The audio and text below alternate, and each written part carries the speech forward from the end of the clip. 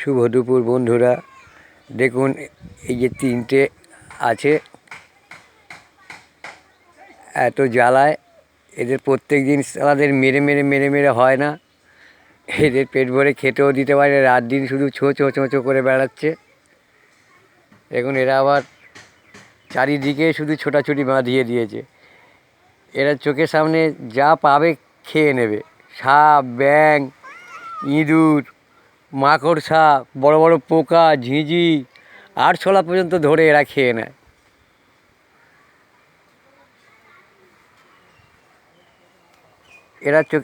এরা তার এমনকি সাপ পর্যন্ত খেয়ে নেয়।